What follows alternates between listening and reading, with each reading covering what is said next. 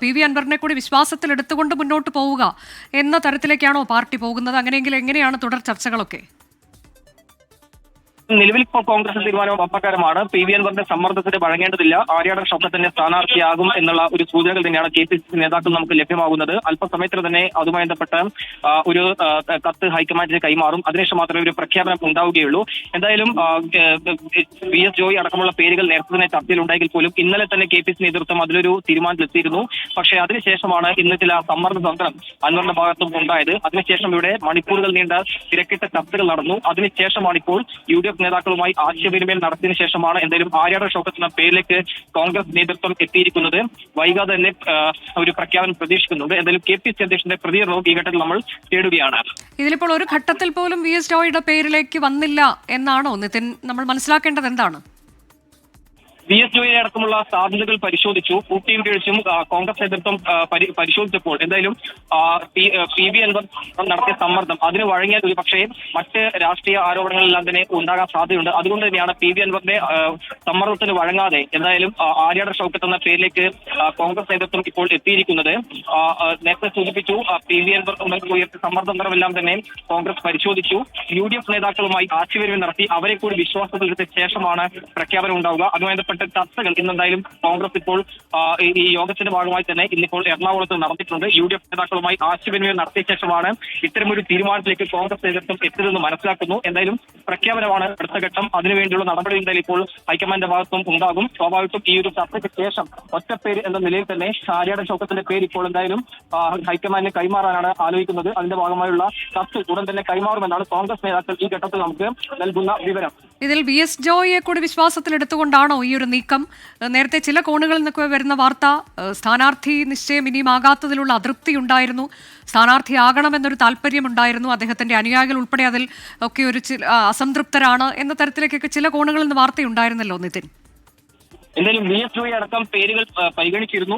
അതിനുശേഷം നേരത്തെ തന്നെ സൂചിപ്പിച്ചു, വി എസ് ജോയുടെയും അതോടൊപ്പം തന്നെ ആര്യാടൻ ഷൗക്കത്തിന്റെ പേരാണ് ആദ്യഘട്ടത്തിൽ പരിഗണനയിലുണ്ടായിരുന്നത്. പിന്നീടാണ് ആര്യാടൻ ഷൗക്കത്തിന്റെ പേരിലേക്ക് മാത്രം എന്തായാലും ഇപ്പോൾ കോൺഗ്രസ് നേതൃത്വം എത്തിയിരിക്കുന്നത്.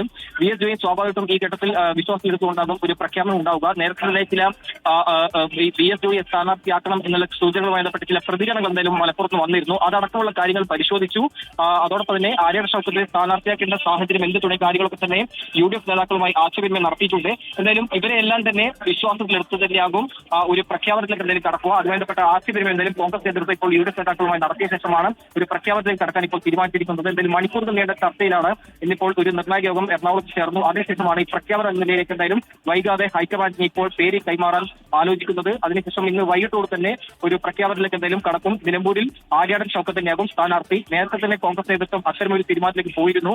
അതിനിടയിലാണ് പി വി അൻവർ പല ഘട്ടങ്ങളിലും വി എസ് ജോയ്ക്ക് വേണ്ടി സമ്മർദ്ദവുമായി രംഗത്ത് വന്നത്. പക്ഷേ അതിനെ മുഖവിലേക്ക് എടുക്കേണ്ടതില്ല, അല്ലെങ്കിൽ ആ ഒരു സമ്മർദ്ദത്തിന് വഴങ്ങേണ്ടതില്ല എന്ന തീരുമാനത്തിലേക്ക് എന്തായാലും ഇപ്പോൾ എത്തിയിട്ടുണ്ട്. ഭരണപരമായ നേരത്തെ തന്നെ പല പദവികൾ ആര്യാടൻ ഷൗക്കത്ത് വഹിച്ചിരുന്നു. മാത്രമല്ല കൃത്യമായ രീതിയിൽ തന്നെ ആര്യാടൻ ഷൗക്കത്തിന്റെ മണ്ഡലം ഇക്കുറി യു ഡി എഫിനെ തിരിച്ചുപിടിക്കാൻ കഴിയുമെന്ന പ്രതീക്ഷയാണ് കോൺഗ്രസ് നേതൃത്വം വെച്ചുപുലർത്തുന്നത്.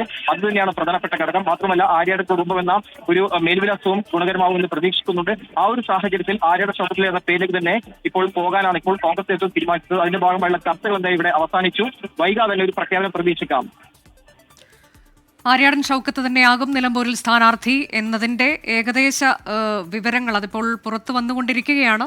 ഇന്ന് കൊച്ചിയിൽ ഒരു യോഗം ചേർന്നിരുന്നു. KPCCയുടെ യോഗമാണ്. ആ യോഗത്തിൽ ആര്യാടൻ ഷൗക്കത്തിനെ സ്ഥാനാർത്ഥിയാക്കാനുള്ള തീരുമാനം പാർട്ടി കൈക്കൊണ്ടിരിക്കുന്നു എന്നുള്ളതാണ്. കേരള നേതൃത്വം ആ തീരുമാനം കൈക്കൊണ്ടിരിക്കുന്നു.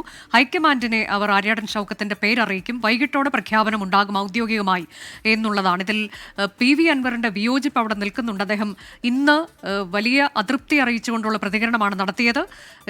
ഏത് തരത്തിലേക്കും ആര് വന്നാലും അങ്ങനെ പിന്തുണയ്ക്കാൻ ഉള്ള സാധ്യത ഇല്ല എന്ന് ചൂണ്ടിക്കാണിക്കുകയായിരുന്നു. ഒപ്പം തന്നെ അദ്ദേഹം പറഞ്ഞ മറ്റൊരു കാര്യം, ഇതിൽ തനിക്കും മത്സരിക്കാനുള്ള സാധ്യതയുണ്ട് എന്ന തരത്തിലേക്ക്, കുറച്ച് ദിവസങ്ങൾ മാത്രമേ ഉള്ളൂവെങ്കിൽ പോലും അത് മത്സരിക്കാനുള്ള ഒരു സാഹചര്യം എന്ന തരത്തിലേക്ക് തന്നെയാണ് വേണ്ടി വന്നാൽ കണക്കാക്കുന്നത് എന്നൊക്കെയുള്ള തരത്തിൽ ഒരു പരോക്ഷമായ സൂചന കൂടി PV അൻവർ നൽകുകയും ചെയ്തിരുന്നു. അപ്പോൾ എങ്ങനെയാണ് ഇനി PV അൻവറിനെ അനുനയിപ്പിക്കുക എന്നുള്ള ഒരു പ്രശ്നമുണ്ട്. അത് പാർട്ടി അദ്ദേഹത്തെ അനുനയിപ്പിച്ചത് കൊണ്ട് തന്നെ മുന്നോട്ട് പോകും എന്നതിൻ്റെ വിവരങ്ങളും ഇപ്പോൾ വരുന്നുണ്ട്.